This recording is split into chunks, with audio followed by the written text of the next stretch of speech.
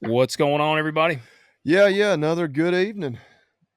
We got something pretty cool in store tonight for everyone. Yeah.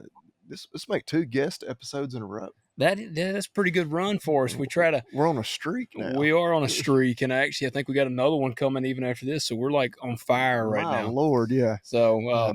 but yeah, we got an awesome guest tonight. We're gonna make you guys wait just a second. While we're chatting, we need you to hit that like button, hit subscribe, leave us a rating and a review, and you need to go and check out. Yeah, exaga.com. Check them out. Y'all know the drill. Use that discount code, Talk Dirt. It's all caps, all one word, 10% off everything. It's always on sale. You have the Bellnet wrap, the Flexzilla hoses. Just go browse around, check it out. Put some stuff in your shopping cart. Use that discount code. Yep. You won't go wrong with that. Talk Dirt. I guess we said it. Talk Dirt. Yeah, All Talk one Dirt. word. All caps, all one word. Yep. Yeah. So, guys, we got an awesome episode for y'all tonight. Baker, thank you for joining us, brother. Yeah, man. Thanks for having me. You know, I bet you that you did not remember, but you actually met me. Winter Strong. Man, Winter Strong. Yep. 2 years Yep. ago. Yep. I didn't figure you'd remember. I said, man, he probably don't even remember me. No, that's what I'm good at is remembering things. I need to acquire that Yeah, I was about ability. to say you're better than I am then. Well, you have an interesting beard and you have interesting hair. It's kind of hard to forget that. I It's had a different. lot longer beard at Winter Strong though. Mhm. Yeah. Yeah, Yep. but most people's beard hair and head hair are different. Yours is the same. So it's a unique look. You don't Yeah. see that very often. Yeah. I guess that's a good thing. You know, it's Yeah. you know, it's not too wiry, you know, my beard hair. Anytime you can kind of stand out from the crowd, that's a win. You know, Yeah. Oh yeah. unless you're trying to blend in, and then that would not be a good thing. But Yeah. Yeah. yeah. What about you, man? What kind of beard are you a beard? I ain't never seen you with a beard. If I lived to be 1,000 and I did not shave, I would look exactly like I look right this second. I don't have any hair anyway. Like I'm just. I mean, look at my. I mean, there's not a whole lot of hair. Yeah. Yeah, like this. This will get. I mean, 'cause I'm kind of like I have a fair complexion, I guess you'd say. Yeah. This, if I don't shave for a few days, gets really dark. But like there's no nothing there. You know what I mean? There's Yeah. no layer there. Like it looks just kind of like a little white trash 13-year-old boy. The crustache. Yeah, just nasty shit. You know, Yeah. no one wants to see that. Man, well, I got enough for both of us. Yeah. Oh, you probably started shaving at an early age. I was shaving by about the 7th grade. Yeah, you probably had a full rack of ball hair when you were 12. Oh yeah. I was like proud, you know, showing off my armpit hair and everything. Yeah, I'm sure. Yeah. Everyone was jealous. Leg hair. Yeah, all that yeah. stuff. Now it's not as cool because it's like on my back, and you know the back hair part's not near as the chicks don't dig that as much. My wife puts up with it, but it's not her Yeah, she favorite. tolerates it. Y'all got You to go to the does. lake, they're like, take the sweater off. Yeah. When I take a shirt off, I still got a shirt on. There you So, go. yeah. Yeah, that's like my buddy Tier Simac. Tier was full on like facial hair at like age 12. Yeah. Super I could hairy see guy. that. He was hairy at Winter Strong. I remember shooting with him. I think that he can like there's a 5 o'clock shadow. I think he has like a 1 p.m. shadow. Like he shaves in the morning, and then at like high noon, he's got facial hair creeping. Yeah. Man, it's the only thing I say that I'm good at. You know, people ask me what I'm good at, and I'm like growing a beard. That's one of the few things I consider myself pretty good at. I'm not good at that at all. I'm actually quite terrible at it. Well, man, hey, give folks a little rundown of what you do. We're in a pretty pivotal time right now. Me and you talked the other day. I think if somebody doesn't understand the current craziness we're in, they've been living under a rock, and you're doing your best to combat that. So, give us a little rundown of what you're doing. Yeah. So I'm a director of strategic relations at Black Rifle Coffee. I've been at Black Rifle since the very beginning.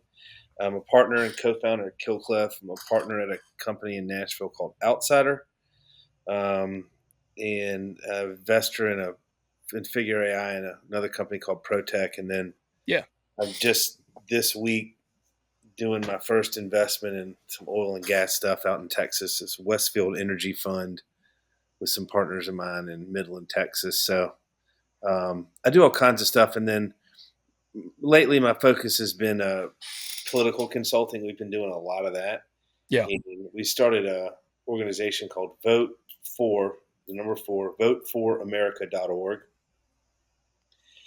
And the focus was, obviously I'm a Republican, I'm very conservative, but we started that and focusing on licensed hunters and gun owners that did not vote in the last election. And when I Yeah. heard about what those numbers were, my head exploded. Like I was like, "You've got to be kidding me!" So let me read these numbers off to you. So I basically my primary business is consumer packaged goods. Yeah. Like Black Rifle Coffee or KillCliff, my drink company, or Outsider, which is drinkware companies that we have. Well, and I've used Protect quite a bit. Their Protect. hydration stuff. It's really good. Yeah, it's a consumer packaged good. So there's no difference between a CPG. It's what a consumer packaged goods is called, a CPG company. So there's no difference between a CPG company and a political campaign. And so I went up to DC for the first time in January, and I was explaining this to all these people. And a CPG startup, you don't have any money. Most, you hear like all these startups, like these tech startups, are like, "Oh yeah, we bootstrapped it, and we were struggling. We only had $80 million bucks." Yeah. Oh, Yeah. you poor thing. Yeah. But CPG startups, man, like literally, they just start out with no money, and you just have to bootstrap it and guerrilla market your ass off. So a CPG startup is, I have to convince you to give me money in exchange for a product. Yeah. Now, if you don't buy that product, your life's not going to change. It's not going to have really an impact on your life, for example. A political campaign, getting someone to vote, I need you to give me your time, which is the most valuable resource of all, Yeah. in exchange, and then for you to go vote. I need to convince you to use time and go vote. Now, the difference there is there are consequences to elections. Have consequences. We know that. We're seeing that every single day, every time you go to the gas station or the grocery store or any of that stuff. But so went to DC and we started talking about these things, and we started a 501c3 called voteforamerica.org, and we're focusing on getting licensed hunters and gun owners to get out and vote. Now I'm going to read some of these numbers to you. Let me pull this up. I've seen some of the clips y'all share, and the numbers are pretty staggering. Make your head fall off. Well, I know like the guys like at Field Ethos, which of course that's Don Jr.'s company. They've been hammering that. They're like the gun owners and outdoorsmen that don't vote. And I was like, really? Like those people out there? Like I don't know. I can't imagine. I've always voted. Let me read you some numbers. In the state of Pennsylvania, so if Donald Trump wins Pennsylvania, he has a 96% chance of winning the White House. Well, that'd be good there. There's 515,000 licensed hunters and gun owners in Pennsylvania that did not participate in the last election. Good gosh, just in Pennsylvania. Just in Pennsylvania. Damn. Ohio is 620,000. It's a pretty red state. Yeah. Michigan, 370,000. Wisconsin is 338,000. Minnesota, 261,000. North Carolina is 270,000, and Georgia is 350,000. What's the deal? I mean, why do these people? Those are gun owners or people with hunting license. What was that? Those are resident hunters and gun owners. Okay. Licensed hunters that did not vote in the last election. So licensed hunters. So obviously, statistically, they would be. I mean, 90%. I was going to say 90% conservative. Yeah. Like you'll have some of those outliers. I'd say probably closer to 80-85%. Yeah. You know. Oh yeah, I know a few guys that I'm just like, how do you vote the other way? And that, Well, yeah, yeah, I mean come they on. exist. You know, Hey, the gun owners, the hunters, like dudes, and we'll sit down and we'll talk about issues, and they agree with me on everything, but they're still going to vote Democrat. I'm like, yeah, damn it, because that their drives me granddaddy crazy. voted Democrat. I'm like, oh my Yeah. god. So that's yeah, dude. I don't. But yeah, Like, my point was still 4 out of 5 are going to vote Trump. You yeah, know. 3.5 out of 5, which I'll take those odds any day of the week. Oh Yes. yeah. Any day Yeah. of the week. Well, see, and I don't know if it's like here in Tennessee, which we're very red. And so I used to work in a machine shop, and a bunch of those guys wouldn't vote. Now they were as solid conservative as you could get. And they were like, it don't matter. It's gonna be red anyways. And I was just having Wow. this conversation the other day with a buddy, and we were talking about how that's a dangerous line of thinking because Texas is the state that, like, hell, this last election, shit, Texas was like purple for a little while. And I'm like, man, if the Democrats pull Texas, that'd be shit, we'd be in trouble. And so that's what I'm like. I'm like, man, these people that are like, well, we're gonna be red, it's gonna be okay. Like, we're on that's a shitty way of thinking. We need to Here's what one. here's what you need to say to them.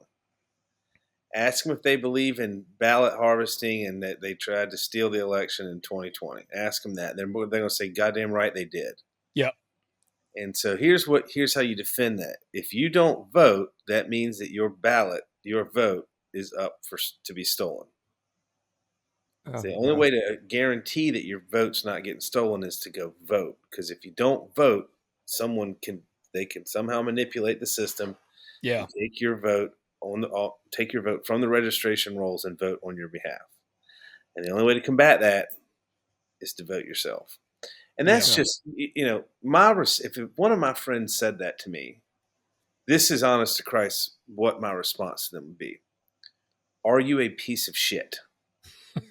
Are you that lazy and that much of a piece of shit that you're going to let everyone else go vote and you're not going to vote because you don't need to? You're going to let everybody else do the work. But you're Yeah. going to be yeah. the first guy in line complaining and raising high holy hell Yep. if things don't go our way, or when things don't go your way, or whatever. But if you don't vote, you don't get to complain, man. Like, and here's another thing, not voting that's 2 votes for the other guy, as far as I see it. Oh, it's going to go red. Yeah, but what if everyone thought like you? Yeah. Yeah. Yep. Well, Imagine if everyone had that shit loser mentality that you have. Yeah. And but that's my style. I insult people that I feel need to be insulted. Like, there's Yeah. people that say things in my presence, and I'm like, man, you're a moron. Like, why would Yeah. you? Like, what type of people raised you to where you would come up with that? You know what I mean? But that's me. That's not everybody. But but so yeah, we, DC's been a ton of fun, man. Like, it's interesting. I mean, I'm 49. I turned 49 out in August, and I've been in doing startups and all that stuff since going back to 2010. Yeah. I'm like year 14, and it's just a blast to take a skill that you've kind of cut your teeth on and you've been doing for so long and apply it to another sphere or vertical and see like true change and results in what you're doing. Yeah. It's just been fascinating, man. Like dude, it has just been absolutely awesome to see it happen. And also, like, you're up in DC and you're with like the most powerful people in our country, like elected officials, and you ask them, it's like, hey guys, like, what are you doing this election cycle that you're excited about?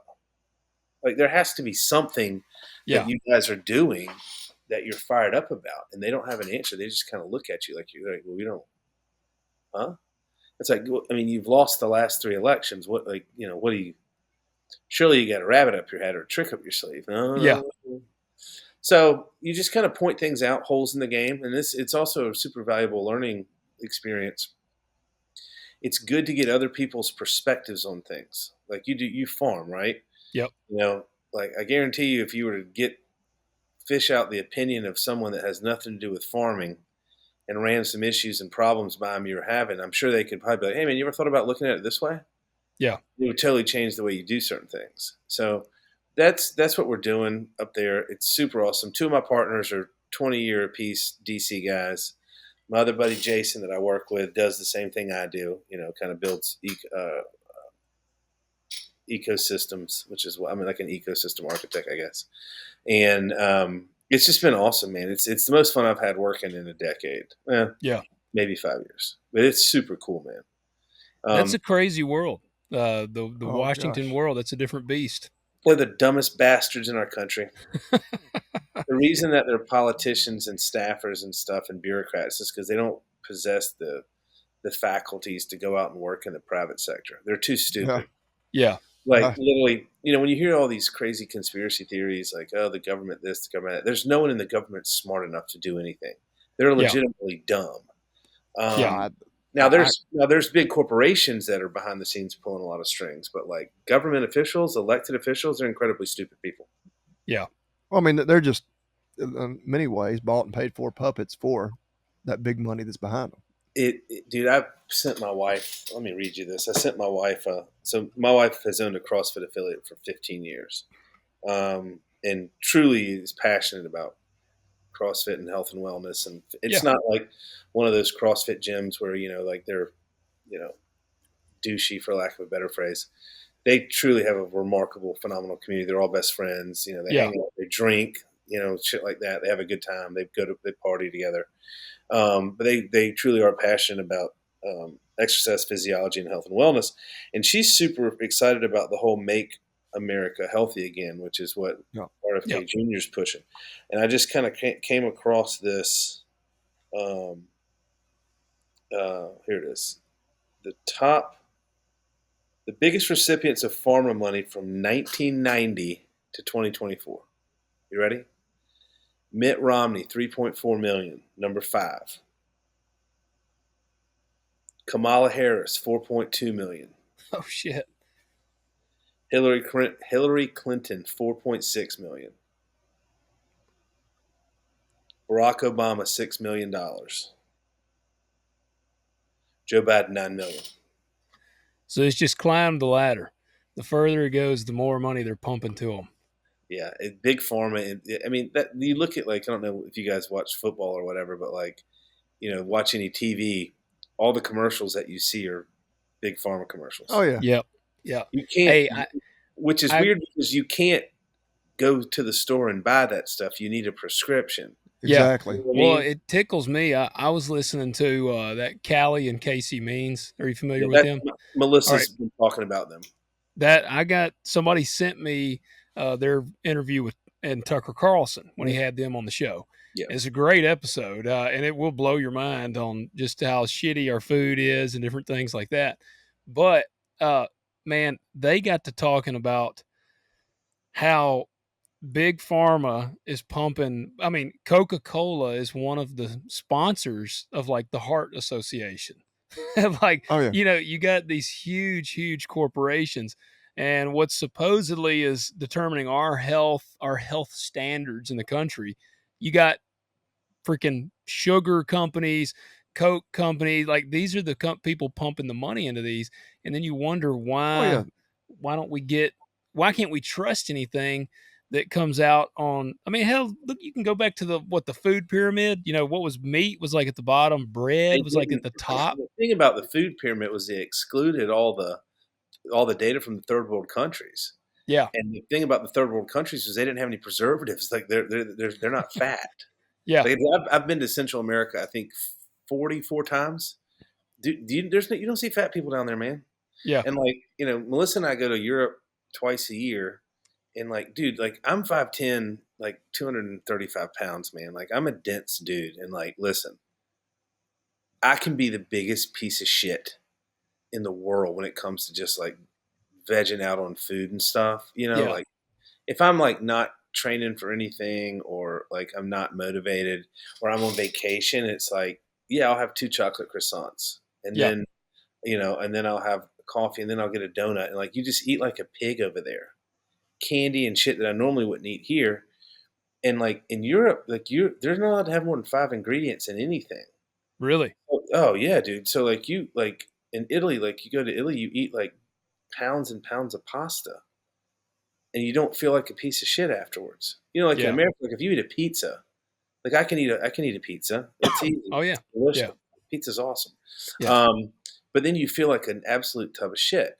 You do something like that in Europe, man, you feel totally normal. Like you're not. It's crazy, man. And she's asleep. Well, she's going to sleep, but she can speak on this stuff like really, really well. She's very well versed in it, and it's all the crap that it's all big pharma, man. Like it's like the whole thing with fluoride and like seed oils. Yeah. Like seed oils were invented as a lubricant. It's like, man, like what? Oh, So dude, but we're on the farming side. I mean, I grow soybean and corn. I mean, I yeah, grow the stuff they're turning into seed oil, and I don't want to eat it. Like that's one of the yeah, things. My wife and I we make an effort to like. We're actually getting back into beef tallow. Like yeah, that's one of the directions I'm wanting to go is that. And what I'll tell you what was funny on that Tucker Carlson episode, one of the ads that ran for the show was for some sort of prescription drug. It kind of tripped Really? me out. Like they're talking about prescription drugs and how big pharma bought, and one of the ads that comes through was for some sort of prescription drug, which hell man, the media and all them they're in everybody's book pocket. Look at old I can't stand the guy, but Travis Kelsey. He's like, they're huge, sponsored by Pfizer and all them. Oh yeah. Oh, what do they call it? They call him like Mr. Pfizer Yeah, or that they yeah. something. kind of. Aaron Rodgers calls him Mr. Pfizer, Yeah, and yeah, like he was the one that. you Yeah. look, dude. Have you seen like photos of that guy? Just like his season sucks so far. I mean, it's just, dude, the beast has got a hold of you, man. But yeah, dude, like big pharma. So big pharma. So one thing in marketing and branding, the the the golden rule is know thy customer. Yeah, Okay. And then the way that you control things is you control the messaging. And you control messaging by controlling one, the messenger, and two, the delivery mechanism. So if you look at George Soros, the FCC just fast tracked the purchase of 200 small town local radio stations mm, yesterday, which is just, my God. yeah, But you look at Big Pharma, and they own all the TV ads on all the news stations, and because they own all the ads on all the news stations, what do they control? The messenger and the mechanism. yeah. That is the key, and that is what they are doing. Um, and this whole thing with like all these vaccines and stuff, man, like I wouldn't get another I won't get a flu shot. I've had one or two in my life. I got the flu once, you know. Uh, Probably the year you got the shot. I've had the flu shot twice. I got the flu once out of Yeah, those 2 years. So I'm 50-50, but like I'll never ever do anything like that again as long as I live. yeah, Ever. Never, man. Not there's no chance in hell, man. And the thing with like the politicians, they're all bought and paid for. They're yeah, all bought and paid for, man. Like that is a dog shit existence. And there's two types of people in DC. There's people that want money and there's people that want power. And then every once in a blue moon, you have people that want money and power, like Nancy Pelosi, for example. yeah. Um, Old jugs. yeah, and then and then if you look at like what's happening in London in their political system, in Canada, in the UK, I mean, in Australia, those are all members of the Commonwealth. Okay, and we were in London in the first week of June, and like, dude, they don't have a middle class there, man. Really? Working class, which relies on their government for housing and stipends and all that stuff, and then they have wealthy elites. The thing to watch and pay attention to in London, in the UK, is that their politicians don't come from the wealthy class. A lot of them kind of come from it's you know little a little bit of the working class, Yeah, and they don't make it like their PM makes like $170,000 a year. yeah. That So new they're guy. so So what do they how do? I mean, easy is it? How easy is it to buy those guys? It's cheap as shit, man. yeah, Same with Canada, and the same with Australia. So you see China pushing into Australia now, and they're gobbling up their politicians like it's going out of style. So yeah, dude, it's just a big mess, man. The world's a big mess. it is, and I mean, I'm every day I'm like, man, I don't know how we even correct course at this point because I very much do believe that there was obvious cheating in the last election, and like the election, to me, if you can't even trust the integrity of the election, man, you're in trouble. And that's what I've been telling people. The only way I feel like we can protect that this election is it's just got to be such a blowout for Too big Trump. to rig. Yep. So I don't necessarily think that they stole the election. What I think they did was it's like when our elected officials, everyone's like, oh, they're doing insider trading. They're not doing insider trading. What they're doing isn't illegal. So they're not breaking any laws. Breaking is it unethical? Oh, good God, yes. But they're not Yeah. breaking any laws. So if you're not breaking laws, there's really we can sit around and bitch about it. There's nothing we can do Yeah. until they fix that. So the 2020 election, um, COVID changed everything, and they had the ballot harvesting and the ballot drop boxes. And what they would do is they would go not they so and you go to like an inner city like Philadelphia or Pittsburgh, you know, and you go to these big high rises that have massive amounts of African Americans and then lower class people living there, and you knock on their door. Hey, man, are you registered to vote? Who the fuck are you? Why are you knocking on my door? Well, hey, here's $20, Zucker bucks. Yeah. Here's $20. Fill out this form on this iPad, and we're going to register you to vote. And I'm going to come back in 3 weeks when your ballot's going to arrive. It's going to look like this. You can set it aside. And when I come back in a couple weeks, I'm going to give you another $20 for it. Okay. 3 weeks go by. You go knock on the door. You got your ballot? Yep. All right, let's fill it out. Who you want to vote for? You want to vote for Joe Biden? Yes, I do. Click this box. Sign it right here. They sign it. They take their ballot. I'm gonna go mail it for you. Here's your other $20. That's $40, or 10 and 10, 5 and 5, whatever the number is. Yeah. And when you think about doing that as a Democrat, it's easier to because the your lower class and impoverished minorities and whatnot are co-located in big high-rise buildings. You can go hit a building with, and dude, there's buildings in New York with thousands of apartments. You go knock on every one of those doors, versus like, your lower class, impoverished, conservative rednecks. They're spread out all over Hell's Half Acre. Yeah. So, do I think that there was unethical? Absolutely. Was it against the spirit of our election laws and our election integrity? Absolutely. But I don't think that they necessarily like hacked into voting machines and changed votes. But I do 100% believe that they did exactly what I just told you they did. And that's why you've seen a massive amount of voting integrity stuff over the past 4 years. Yeah. So for them to do what they did last time is going to be very, very difficult. However, if you don't think they're going to try something, you're a fool. They're Yeah. absolutely going to try something. 100%. I mean, they tried to kill the bastard twice, Well, that's what I Yeah. was about to say. I was going to say, shit, they've been Well, trying to kill him to get him. and that's one of the arguments I hear from people around here. One, it's like, oh, we're in Tennessee, we're going to be 65% Trump anyway, it doesn't matter. Or, well, they're not going to let him win. No matter what, that they're going to either kill him or they're going to cheat. Like, there's no way they're going to let him win. And so they're like, what's even the point? And I'm Yeah. like, So that's 2 votes for the other guy. Yeah. yeah, If you don't convince that person to go and vote, that's 2 votes for Harris. Yeah. Because that's one less vote for Trump, and the the left, they don't do that. They're not disenfranchised, man. Yeah. Like, they don't believe in that. They're the ones like, hell yeah, I'm going to go vote. We're going to steal this sumbitch again and win again. Yeah. So the whole like my vote doesn't count. That's another one. It's just like, dude, like, is your IQ like above 50? Because that's the dumbest shit I've ever heard. Yeah, man, your vote counts just as much as mine does.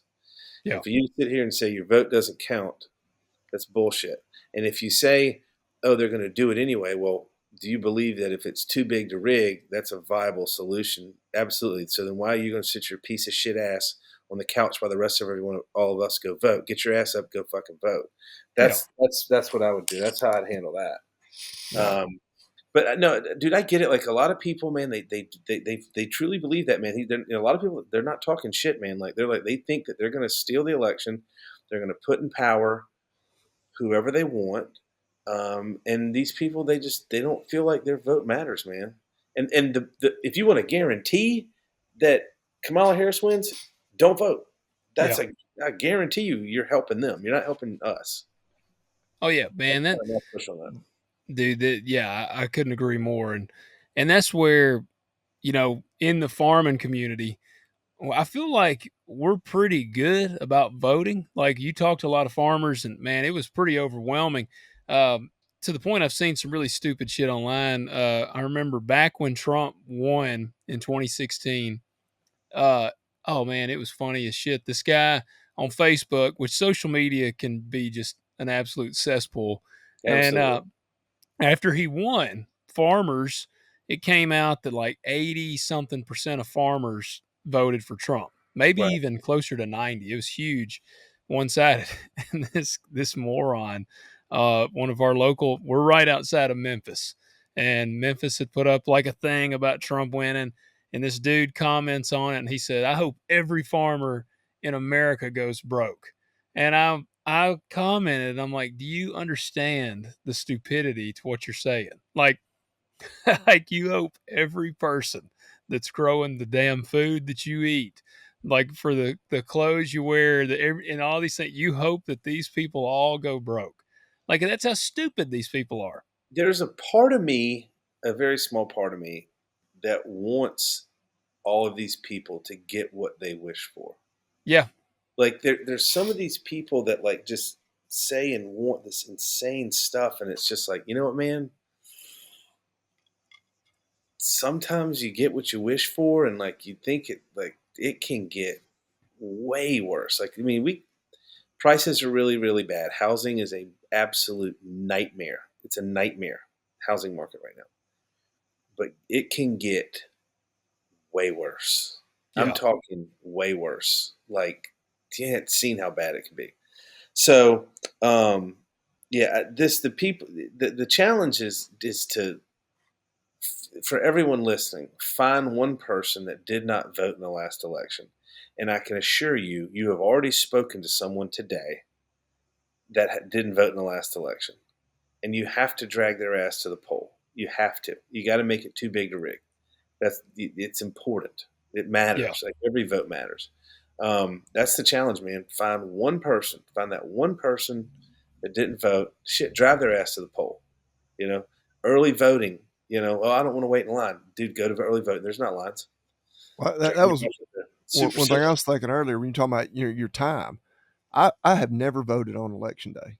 I always vote early because there's no Mm, line. Like I've never waited more than like 2 minutes to vote. Now we're Yeah, in a small town. Like I don't know how it is in a big urban area or whatever, but yeah, like I just go early. I'm done. yeah, You know. You know, I think some people, man, honest to God, I think this is mostly with like men. I think there's a lot of people, dude, that have too much pride. They don't know how to vote, and they don't know how to ask to vote. They're ashamed, yeah, you know. And it's like, yeah, dude, like that's another thing. Where do I vote? I don't know how to vote. I've never voted, and they're just too ashamed to admit it or say it, you know. And I think it's like that's another thing, another kind of wall we got to push through is like the education component to where's your precinct? Like, well, I didn't register to vote. You got a driver's license? Take your ass down there. You're a citizen of this country. You're a citizen of the county you live in. Go vote. So that's another thing. I think, and there's also another one where some people are fearful of like getting jury duty, yeah, yeah, which to me is like that's your civic duty, dude. You live in the greatest country in the world. Like yeah, every 10 years or whatever the number is, you can go sit on a jury, and all you got to do is walk in and chant "guilty, guilty." Like before they start asking questions, they'll dismiss you. You know, like yeah, there's ways out of it. So, but anyway, yeah. So that's the DC stuff, man. Another program we work on projects is called Smokeless Vets, smokelessvets.org. And the goal is to get 1 million veterans to quit smoking by 2030. And the way to quit smoking isn't nicotine gum, it's not nicotine patches, and it's not nicotine lozenges. Those actually do not work. It's transitioning on to other forms of smokeless tobacco like vape pens or nicotine pouches. yeah, We've got studies from London, Switzerland, and Sweden that support all that information. Um, if you're interested, literally go check out smokelessvets.org. It's actually some really interesting stuff. Nicotine's not bad for you. Tobacco is, but nicotine is not. So that's Right. another project we're working on up in DC. I I got live. a buddy that's a retired ranger, Mhm. and he smoked, and so he would smoke and vape. And Right? I was doing some rogue pouches, Yeah. and he came in and we were talking, and I was like, "Man, you need to quit." I told him, I was like, "Man, you got to quit freaking smoking." I was like, "Dude, I don't remember what I called them, coffin nails or cancer sticks," but I was like, "You got to quit smoking." And I said, "Try some of these pouches." So I gave him one. So he started doing those, but now he does those and vapes and smokes. So now he's just freaking don't. I mean, I told him, I was like, dude, you weren't supposed to add that to what you're doing. Like, let's stop doing something So else. smoking, I'm gonna screw this up. The way that NNN is transferred into NN or changed into NNT and the uptake from the stomach into the liver, and if you are doing smokeless pouches like Zen or whatever, it Yeah. can't uptake because the stomach's below the liver. And nicotine's actually very, very good for you. But yeah, there's studies and all that good stuff. What's really interesting about nicotine patches is nicotine patches are actually very, very good at helping recover from COVID. It's a vasodilator. It Okay. opens up Yeah. the blood vessels in the lungs. So that's actually quite interesting. But that's another project we're working on up there, which is also super cool. And then I got back from DC, uh, from DC today. Earlier today, I was up there. I went up there Monday, had some meetings. Tuesday had some meetings. I went to the Americans for Prosperity gala last night. It was a black tie event. Really, really nice. I met Sean Spicer. Okay. Yeah. Super nice guy. Super funny. He's 5 feet tall. Really? I thought, yeah, dude. Like I was like, who the hell is that little dude? I was like, oh shit, it's Sean Spicer. Talked to him for a while. Um, super, super nice guy. He actually interviewed Evan Hafer, who's my boss, founder of Black Rifle, my boss at Black Rifle. Yeah. He had Evan on his podcast. He was a very, very big fan of Black Rifle and everything. Really, really nice guy. He's aged quite a bit since he was the I speaker would at have the never guessed he Medicine was Board. 5 feet tall. Yeah, yeah. I'm I guess exaggerating. I'm he's up there exaggerating. behind the podium by himself. So yeah, I guess you don't know. I'm exaggerating, but like He's very he ain't short. he ain't over 5'4". Yeah. Yeah. Man, that's crazy. Yeah, dude, that's another thing up there, man, that you see like in DC, man, like the staffers. Um, there's a lot of them. My cousin Lizzie described it as like Hollywood for like weird people, Yeah. you know, and like it's in. There's some interesting individuals up there, like their genetic makeup and like the way their skeleton and like body is. You just Well, they're lizard people. yeah, that's yeah. You just every one of them's vitamin D deficient, Yep. miserable walking corpses. And like, dude, you just see them walking around. You're just like, dude, I would like. There's so much more to life than what you think is important because what you're doing right now isn't great, and I Well, can look then and tell. And then you got a guy like Trump who's like six. What is he like 6'4" or 6'3"? Like he's huge. Trump is 6'5". Don Jr.'s the short one of the family. Yeah, He's the dwarf. He's 6'2" yeah. and some change. Eric is 6'5". Barron is 6'8". Damn, And I knew Baron because people were like, "Holy shit, look at this kid!" You know. damn, he six was eight. 6'8" when he was a year and a half, 2 years ago. Shit. Um, and the thing that's crazy, man, is he's like half Slovenian, man. Why did anybody put a basketball in his hand, man? Like, Yeah, what the fuck? Yeah, Like, yeah, like, what else do you want? yeah, Like, that's what you're looking for, man. Somebody get this kid a basketball. yeah. Um, I'm trying to fix this light.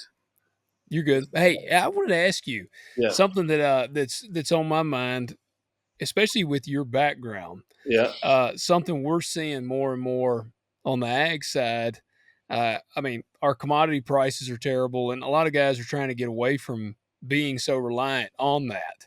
And Mhm. so, especially like in the cattle world, we're seeing a lot of guys that are selling meat direct, like selling it directly offline, and through that network. How do you market this kind of stuff? Because I mean, that's your forte, man, is the marketing Dude, world. there's a lot of dudes that are trying to go direct to market with from field to table with beef. Yeah, Um, I know Casey Cattle Company. yeah, John Moss was doing it years ago with Mountain Primal. yeah. And then Casey Cattle Company, Diamondback, and then Lazy J. There's a bunch of them out there. Little Bell Cattle Company. There's a ton of them, man. And I'm a, it's labor intensive, and like every time you move something, it's expensive. You got to ship it; it costs a lot. And Yeah, when you're shipping meat direct, um, it's got to go like second day air, which yeah, is super freaking expensive. But like, um, I think it's for the consumer with the cost and everything of buying it in the grocery store, because like grocery stores do massive volume. Tyson Foods, Smithfield, whoever it is, and it's a little bit of a wash for the consumer. It's cheaper, but ultimately I think it's kind of a wash. But what you're getting is a superior product. The yeah. quality is substantially higher. And we actually just had a butcher abattoir open up down in New Smyrna, which is 27 miles south of us, and their stuff's really really good. So I'll pay more. I'll happily pay more to a directly to a farmer or a rancher before I give more money to Publix, because like dude, like I do really well. Like I've worked my ass off and I've made a lot of really good. I made some bad financial decisions early days, but I've made some really good ones. And like I'm not affected by grocery prices. They don't. I don't want to sound like a douchebag, but they don't have an impact on my life. Yeah. My wife, I was telling you about how she's focused on health and wellness. My wife buys groceries. If you were to see my grocery bill, you'd be like, "Oh, I didn't know Baker was a billionaire." Wow, dude, it's ridiculous, man. And the thing that's crazy to me, man, is like when I'm at the grocery store, I think about the people I see walking around, Yeah. and I think about how it affects your average person, and that pisses me. Dude, you have no idea how mad that makes me. My brother's a doctor, and he said the same thing. He's like, dude, I don't understand this, man. And we were talking. He's like, dude, he's like, I go to the grocery store, I think about my staff, and he pays his staff very, very well. He's like, it is absolutely infuriating, Yeah. these prices. So anytime I can take money out of Publix, for people listening, Publix is a grocery store chain that's amazing and awesome. And they're in Florida. They're just super expensive. Um, but anytime I can take money out of a big corporation's pocket and put it directly into a farm, I will gladly do that. Yeah. So I'm buying a quarter beef. I got a text I think yesterday, day before, or half. I don't remember. Um, the guy's like, "Yeah, I got some. We're killing, and I've got some other stuff butchered and ready. Tell me what you want." So, which is funny because something bumped my meat cooler in the garage, and we were out of town, and we came back, and I was like, "What's that smell?" Oh shit. Mm. And I opened up the. I was like, "Is it my freezer?" And I opened it up, and I could feel the cool air. I was like, "Oh, okay." And the next morning, I walked out in the garage. I was like, "Dude, what is that smell?" And I looked down, and I could see blood. Oh god. So the freezer had leaked, and that blood dried up. Because if the meat were to thaw, it's not going to stink if it's in cool air. Yeah. It's not. It can go bad, but it's not going to stink.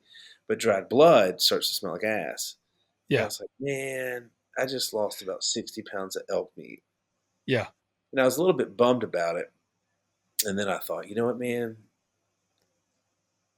beef is so much better than elk meat. Like elk is great. Don't get me wrong. In elk hunting, and I shoot one elk every fall, and this is the first year I hadn't done it in 9 years.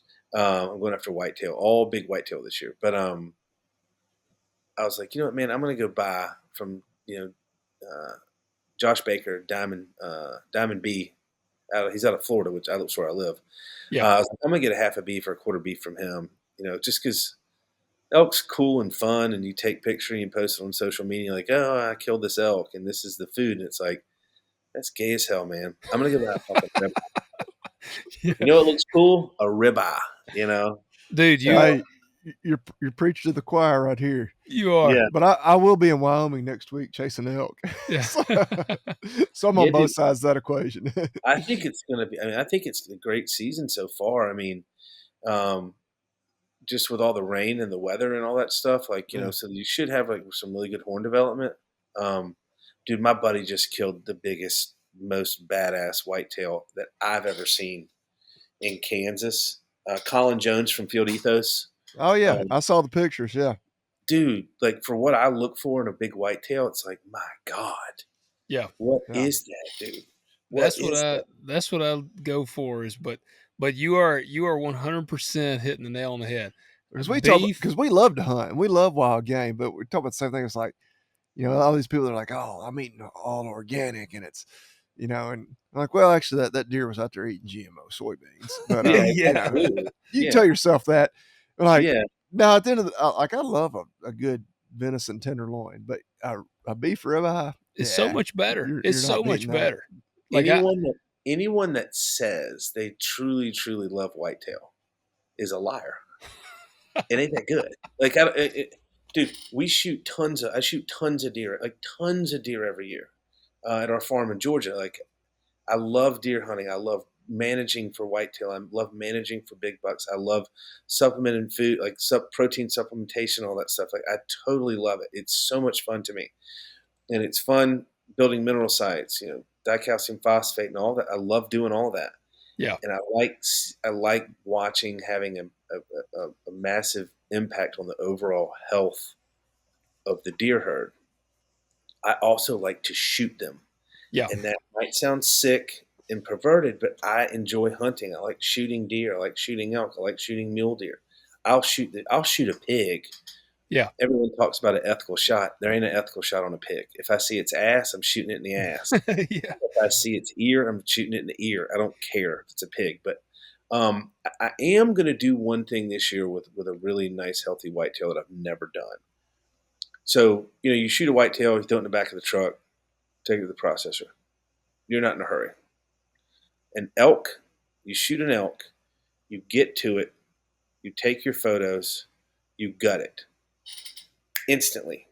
You want to cool it down. And then then you skin it, you quarter it out, you pack it out. If you hunt at ranches or whatever, you bring in the quads side by sides and haul them out. Because you want to take care of that meat because there's a lot of money. It's a lot of meat and it's a lot of money in that meat. Because what those hunts cost, they're super expensive. But a whitetail, we don't do that with a whitetail. Like when's the last time you had panic to get the internal temperature of a whitetail down? Never. Yeah. So this year, I'm going to shoot a super fat, healthy doe. And I'm going to immediately gut it. And I'm going to take the hide off of it. I'm going to take it to the processor and I'm going to throw him an extra $50 and be like, hey, dude, I want you to hang this for 2 weeks in a cooler. And I want you to treat this like it is the finest steer you've ever seen. Like, I want this done as perfectly as possible. And I want to see what it tastes like. And then you're gonna be like, damn, beef is still so much better than this Yeah, white-tailed this deer. is this is fine. This was a cool experience. I'll Yeah. tell people about it on social. But Yes. yeah, dude, I will tell you this though, man. Like, there's some things out there that will push a ribeye for what it's for. It'll test a ribeye to see what a ribeye's got it. Let name one. I gotta hear one. Cape Buffalo, which is basically a damn bull, a Yeah. cow. Um, Eland in Africa, in my Eland. opinion, giant eland. Dude, I shot a monstrous eland 2 summers ago with Melissa was with me, and we shot him at about 8,500 feet elevation. Huge mistake. This is a 2,500 pound animal. Yeah. And like, dude, I'm a pretty strong guy.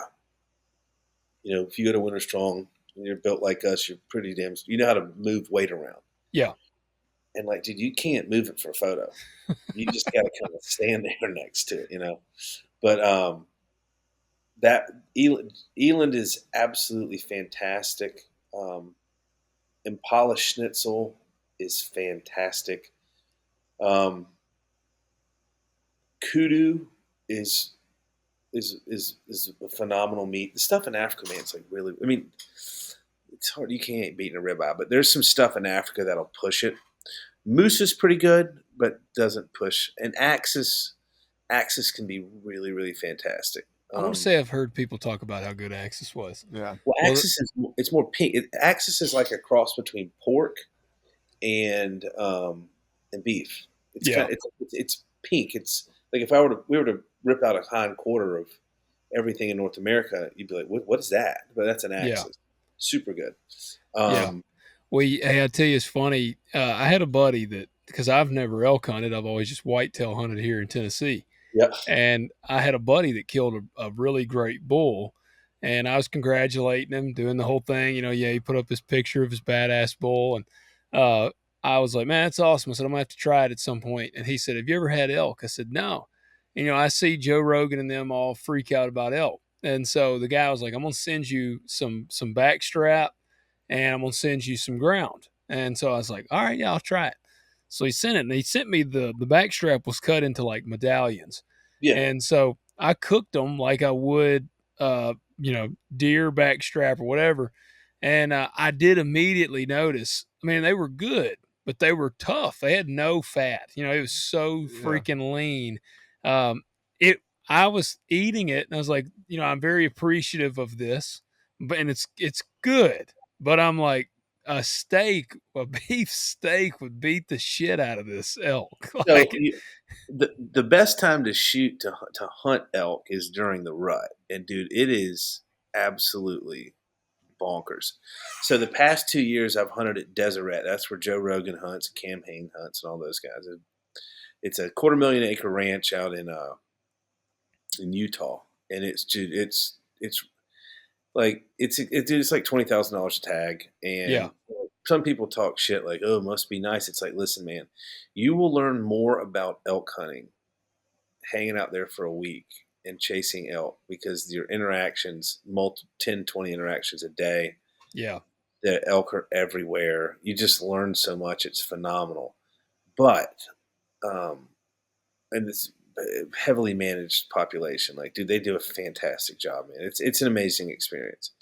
Um, and you know, last year we nailed it, dude. We were there the beginning. The rut popped off on day two, dude. They were screaming in the Quakies and just going buck wild.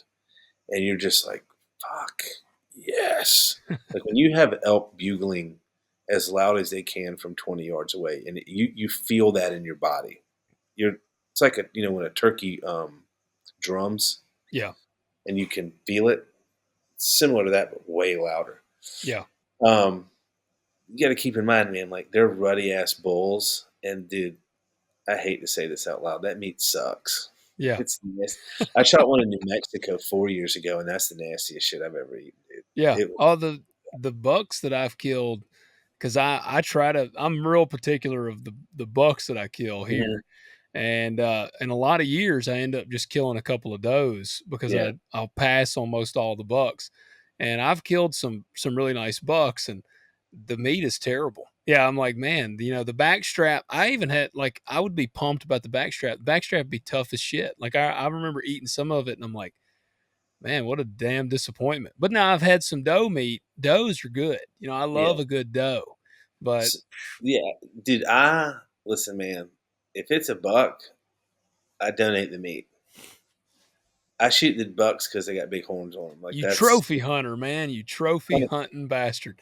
100% with pride. Say it with pride, dude. I say it with pride. Like this whole thing about, oh, I'm a conservationist. I'm not a fucking conservationist. No, I spend a shitload of money hunting and traveling all over the country doing that, every year in the Pittman-Robertson Act. 10% of all that stuff goes to conservation and stuff, and Yeah. that is a fantastic byproduct of my ultimate goal, which is killing the biggest thing I can find in the woods. Yep. I'm right there with you. All those people are like, oh, just it's like you don't mean that. Like you don't mean you're a conservationist. You're strictly saying that as a defense mechanism in case some potential like anti-hunter hears you. Yeah. Like, excuse my French, but fuck those people. I don't Yeah. care what they think. I don't give a shit.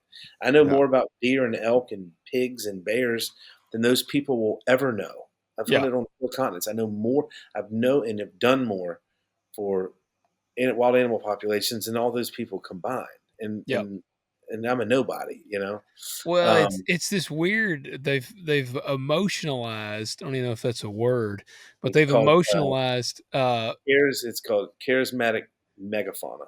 Yeah. Yeah. And it's what you're talking about is anthropomorphism, which is Walt Disney. He's Yeah. the father of anti-hunting. Yeah. Oh yeah. Well, one of my favorite hats. I guess I should have busted it out tonight. Is my private land hunter hat that I Yeah. wear because I hunt private land. With Literally, pride. that's all I hunt. That's Well, all. Yeah. well, Yeah. well. I'm proud of it. Like I had a guy one time that was like, because I've killed some really nice whitetail bucks, and I had a guy that like messaged me on Facebook, and he said, "Man, we need to have a competition." He said, "Let's both hunt," and he only hunts public land. He does not own any land. I'm not knocking him. He just don't have any Yeah. land to hunt, so he hunts public land. He said, "Let's have a competition. Both of us will hunt only public land and see who can kill the biggest deer." And I said, "I have no interest in doing that." I said, "I have private land to hunt. No offense, I don't want to hunt public land. Like I I've want to get got, shot. yeah, yeah, like, and like you said, I enjoy managing them, man. I love letting a buck walk Mm. and then seeing that buck again the next year as freaking 10, 20 inches bigger. And the thing with that dude, I'd have been like, "Hey man, first of all, fuck you. Number one, number two, like I don't hunt. I don't know you. I don't care what you think, and I don't hunt for you. I hunt for myself. Like it's a Yeah, very, very selfish act. yeah, Like I'm out there for me." Now I will say this: I do enjoy sitting in a deer stand with my wife yeah, more than anything. It's awesome. It's so much fun. Like deer will walk out and we'll be sitting there, and like the rifle's always beside me, and we'll look at deer, all the deer through because and we live in Georgia, dude. I mean, we live in Florida. The farms in Georgia, we get 10 or 12 tags, 10 does and $2 a year. yeah, And if you fill those, you can go get another 10. You know, yeah, so we'll have 25, 40 deer out in the field in the evening, and I'll see a doe that's like, oh, that's a good sized doe. Like we want to get rid of that one. That's what we're looking for, and I'll just kind of ease the safety off and just put it up in the window. But hey, shoot that deer right there, right now. What? Yeah, just don't worry about it. Just shoot it. 12 rings them every time. Boom. So I do, but hunting for me is a very selfish act. Like yeah. I do it for myself. I truly enjoy it. But the thing is, man, dude, when I was a kid, man, I hated it. Dude, I hated hunting, man. I could not stand it. This is Didn't boring. God, dude, and like that's the best thing that's ever happened to me is getting older, man, because I'm wiser and I'm more calm. Yeah, But and I got a cell phone, I can work and talk shit to my friends, and we're on a text thread like, oh, I got deer coming out now. Deer are moving, heads up, boys. Um, I'd love it now because my life is so chaotic, and that's truly peace and tranquility for me. Um, and but like people are like, let's see, you can go shoot the biggest deer on public land. Like, no, what a terrible idea. Hunting it's not a competition. yeah, Like, I hope you shoot a monster deer. Send me some pics if you do. yeah, Otherwise, don't ever contact me again because you're weird. yeah.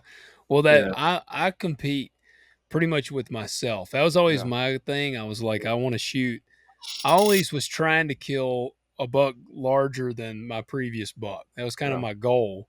And then I did kill one that put me in a difficult situation to do that again. But Right. I'm still after a bunch. I mean, I'd show you mine. He's up on. I got a picture there, but I killed a Cryptorchid, and he was 191 inch green score. You I'd killed hunted a him what? a cryptorchid buck. He's never sheds his antlers. His balls were messed up, so he never. Okay. Yeah. So his He, antlers, he was hormonally imbalanced. yes, and the bases were that big. I mean, like bigger than a Coke Yeah. can. Yeah. Full velvet in January Yeah, in yeah, Tennessee. yeah, and he But never sheds. because he never shed. Yeah. He didn't have any nuts. No, they were very Basically. tiny. Yeah, Peanuts. yep, Yeah. little bitty nuts. It Because was technically, the veterinarian in me wants to say he technically wasn't cryptorchid because they were in the scrotum. yeah, they were Because we see cryptorchid cats and dogs all the time, and that's a testicle that doesn't make it to the scrotum. It's like Gotcha. in the inguinal ring or still in the abdomen. But he was just a lot of people call them stags. Yeah. Just he had hormonal issues. My But it buddies, allowed him to grow 191 inches of antler. Yeah, I'll send you a picture of him real quick. I'll show you guys some stuff. So, But it made him hard to hunt too because Oh, that deer he didn't rut. see he that? never rutted. He was like, See that? yeah, The kudu. That's a kudu. And then let me show you. yeah. He was like hunting a mature doe. It was hard to hunt this dude. It took me 3 years, and I think I had like 2 days or 1 day left of season to get him. I remember the night you killed him. It was, I mean, he killed him at like 12 p.m. Yeah, I mean, or no, 12 a.m. 12 a.m. with the spotlight. He was spotlighting him, Yeah. of course. There you Yeah. go. No, Hell that's yeah, a good one. yeah. You got one That's- like that? They don't get a whole lot bigger than that. That's So 381 inches I hope Yeah. to see one like that next week about this time. in Wyoming. Yeah, we're leaving Saturday morning. Be hunting on Monday. Yeah, dude. So I've my first 4 elk were public land, and then my last 5 were private. And I killed my first elk by myself in Utah, in the East Canyon, sitting on a wallow, and I didn't have a clue. I had a hoochie mama with me, a little cow paw, and I just thought, I'm gonna sit here, and if something walks in with horns, I'm gonna pretend it's a white-tailed deer, and I'm gonna shoot the shit out of it. Yeah. I'm just gonna. That's what I'm gonna do. Yep. And dude, I heard this, and it was Georgia. I went to the University of Georgia, and Georgia and Notre Dame, and a team that I absolutely despise. It just kicked off, dude, and I had like one little bar cell phone and no signal, and I'd get sporadic updates from my brother. Kick off, blah blah blah. I couldn't text back, and I heard this noise that I'd never heard before. I was like, man, I think that sounds like an elk in a wallow. So I knocked an arrow and started kind of slipping down this meadow. And I got down to the bottom, and there was a big hardwood that had fallen over at the base of it, like literally basically just stopping like a wall. And I looked to my right, and there was this massive cow moose, and I was like, oh, that's what was making that noise. What a ridiculous looking animal. Like, a cow moose is silly looking. And then I thought, wait a minute, that animal's completely dry. That's not what it was. And I looked in front of me, and then this 305-inch 5x6 started coming up over this little knoll and hung a left for me and walked to the edge of that tree that had fallen. And I was like, if he stops right there, that's the only shot I have. And he stopped and turned to the right about 5 degrees, opening up that shoulder. And dude, I sent an arrow through both lungs. And I just thought, oh my God, I just shot an elk. No one can ever take that from me. Yeah. Because, and dude, I pulled out my cell phone and recorded my leg. My leg was shaking. And I was like, what am I doing? This is absurd. It's so stupid. I'm by myself. Why am I recording my leg? And I was like, all right, I'm going to wait 30 minutes before I go look. And I literally waited 5 seconds. And I was like, I'm just going to see if the arrow's there. So I walk over there. And I was like, well, I guess I missed after looking for 2 seconds. And I looked to the left, dude, and a 2-year-old could have trailed that elk. There was blood 8 feet and up in trees and shit. Like, it literally cut a trail. Yeah.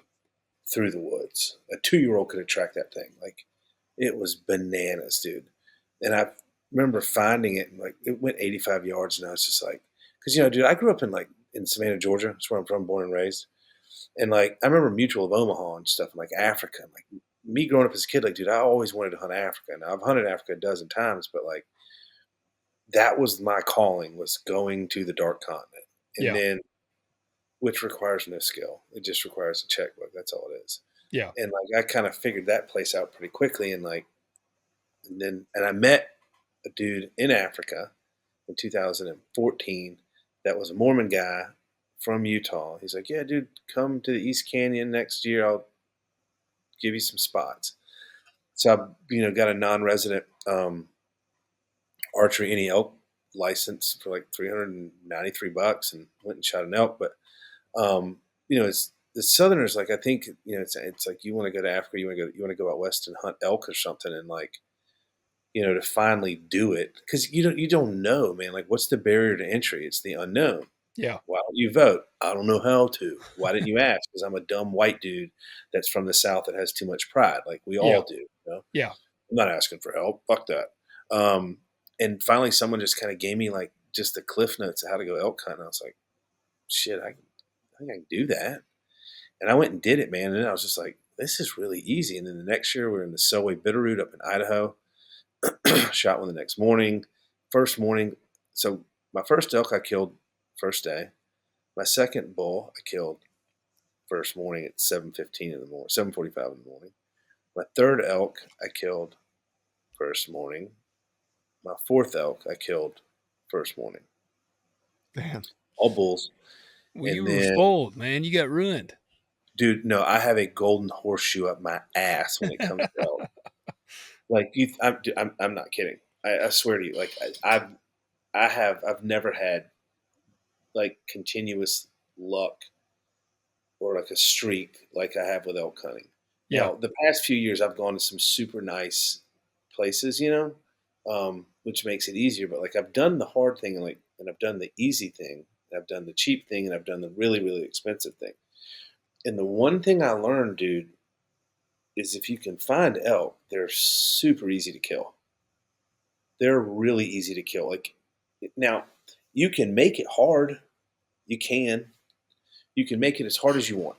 And like, you can go hunt public land 15 miles into the back country and all this crazy shit. You can do all that. But why are you doing that? Is it because you want to find the biggest elk?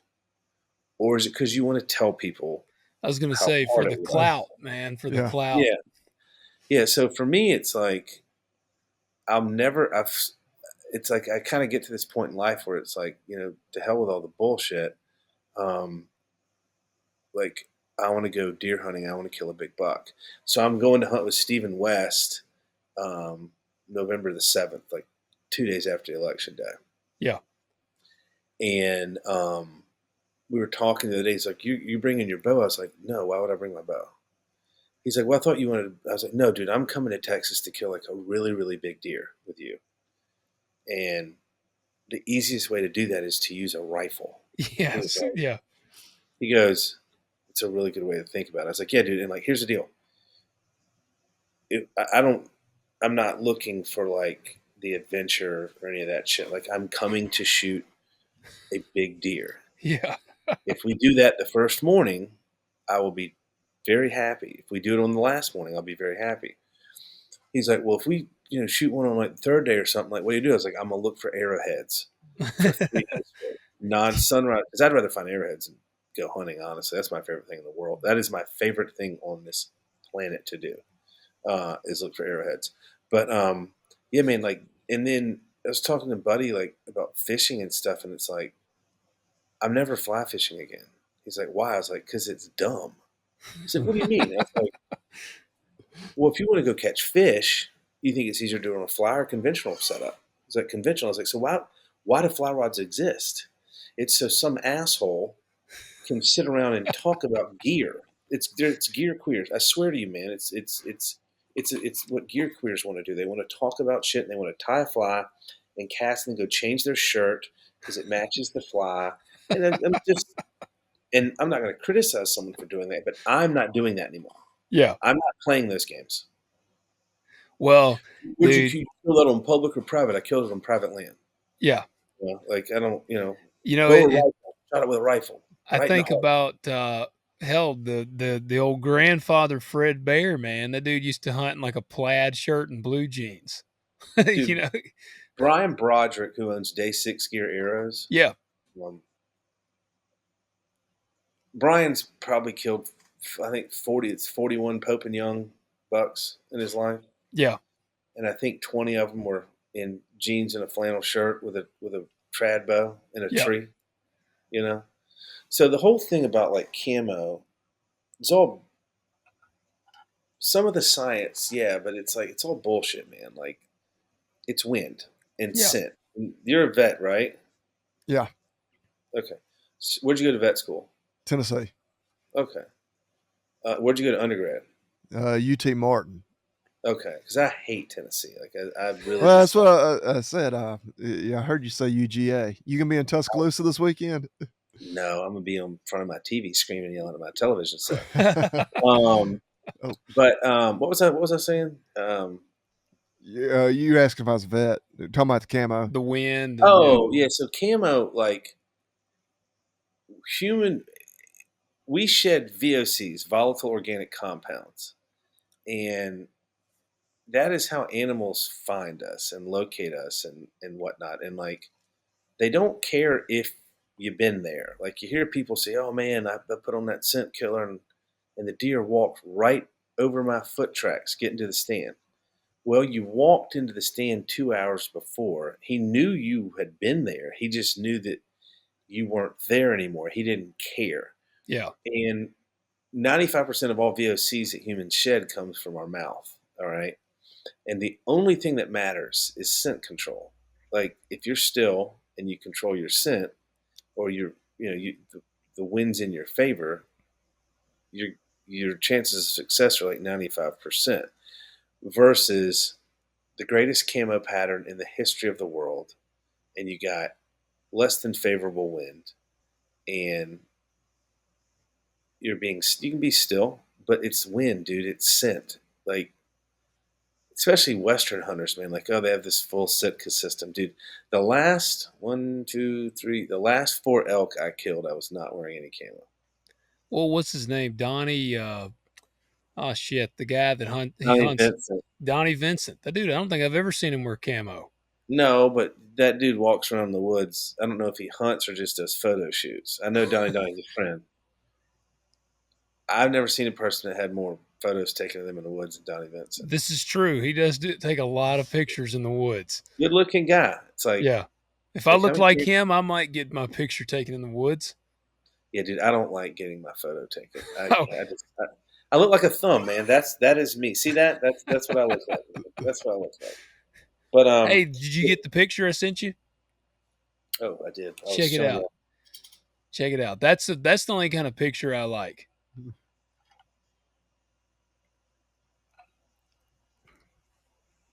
That That was is an absolute hammer of a deer. yeah, freaking no balls hardly. Had like no nuts. Hunted that deer for 3 years. And he was always in velvet. Always in velvet, never shed, and Yeah, it was like January the 4th, wasn't it? yeah, it was the last day or day before the last of the season before it closed. Good And I heavens. used a rifle because I'm not an idiot. Like you said, I was like, all right, I've got a bow, but a buck like this, I ain't chancing it with a bow. So I took my rifle and The yeah, the first buck I shot at the farm in Americus, Georgia, 6 years ago, I had a rifle and my bow in the ground blind with me, and I had this dandy superstar 9 pointer, and I picked up the bow and knocked an arrow and was about to draw it back, and you know what I did? put it down and got the Put rifle. the bow down and picked up the rifle and shot him in his chest. 30-06. You know what he did? Died Yeah, real bad.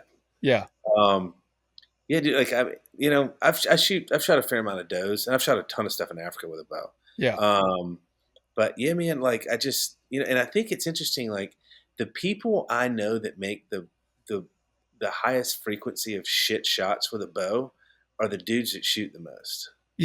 yeah, yeah, Like I got buddies that go to like so many tack events and stuff, and like every year, dude, they make these bad shots yeah. on these animals. Like I've never killed an elk with a bow with more than one arrow. Now with a rifle, I shoot the shit out of them. Yeah. My New Mexico 5 shots. Deseret last year was 5 shots, and then Deseret the year before was 4 shots because I just shoot them till they pile up. Well, that's my favorite part about a rifle. That's what I like about shooting a deer with a rifle.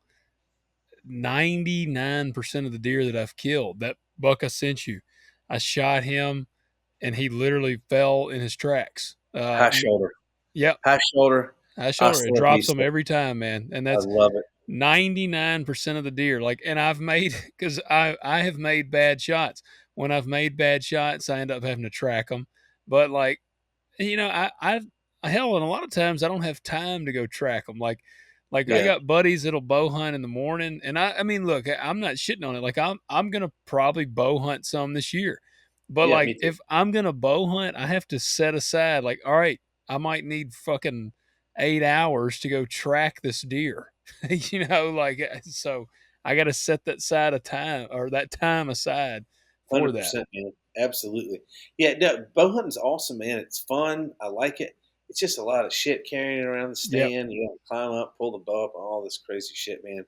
And I like to try to simplify things, man. Like, but yeah, I do shoot a couple deer every year with the bow, and it's fun. So anyway, well, all right, dude, we have gone 116. We have. That's what I'm saying. We have run way past the time you have.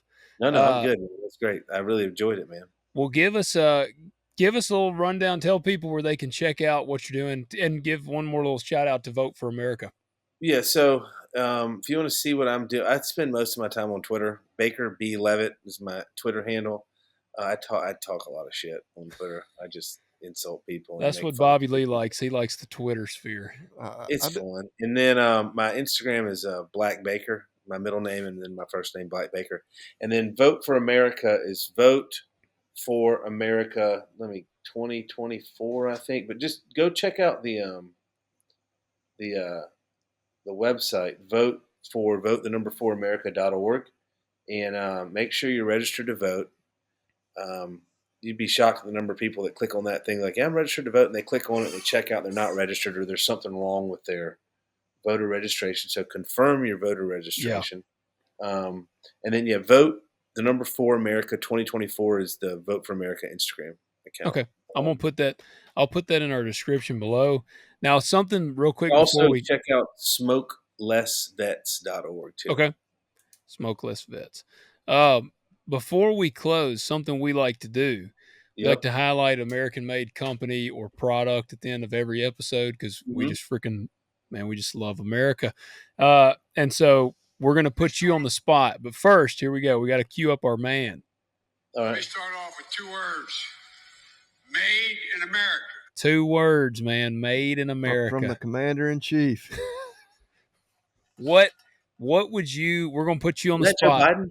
Yeah, man. Yeah. Oh, yeah, man. The Commander-in-Chief, man, with his famous most popular president ever. Yeah, with his famous 2 words, made in America.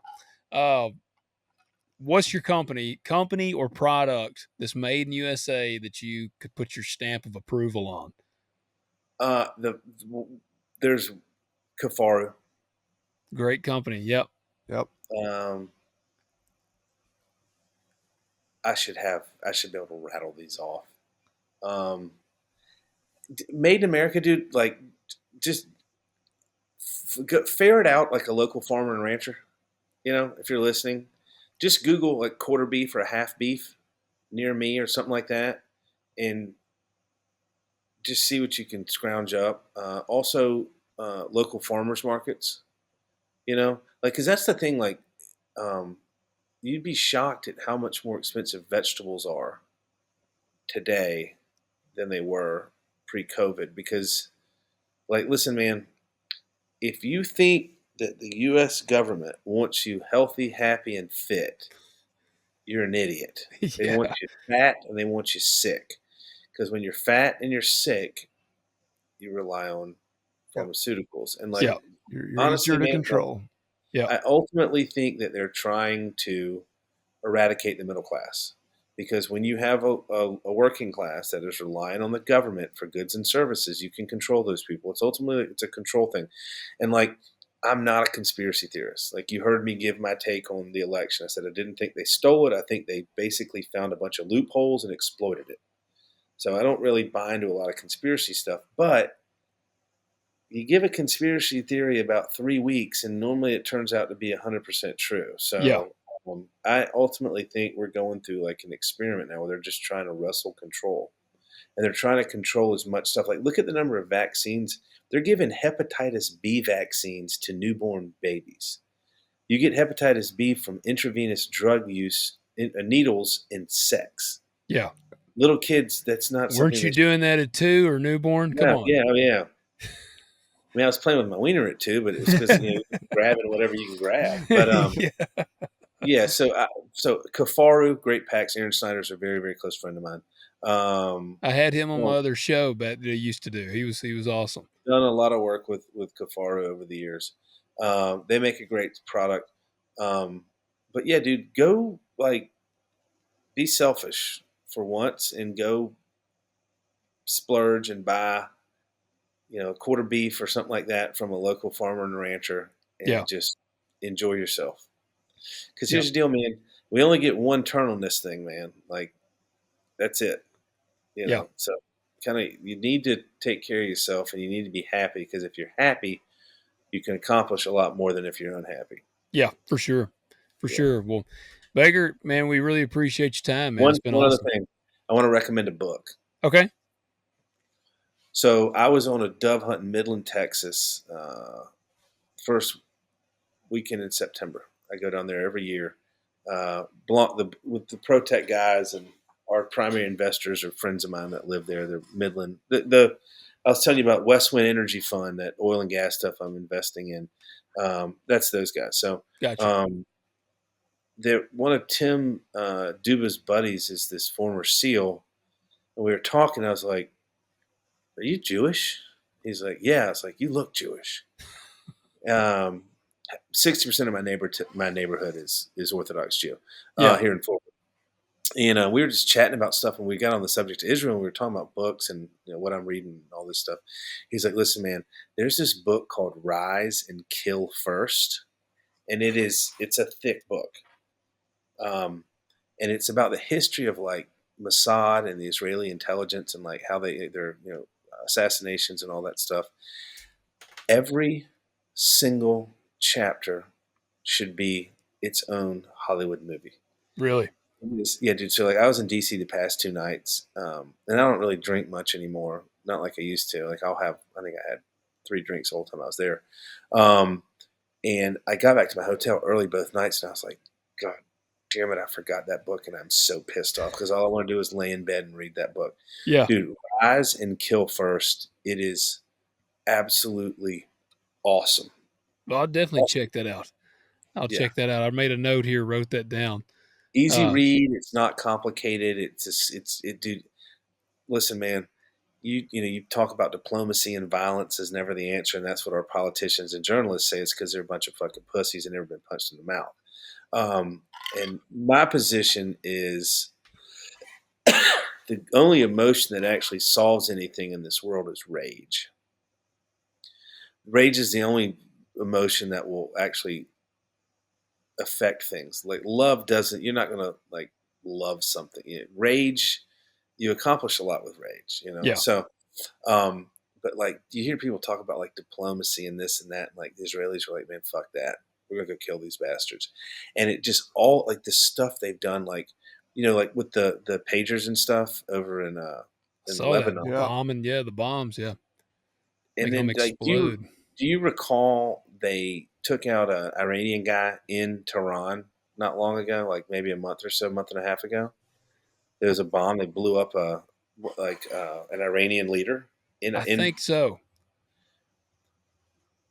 they had a bomb in an Iranian safe house in Tehran, and they knew the guy that they were going after frequented that place, and they knew the room that he liked to sleep in.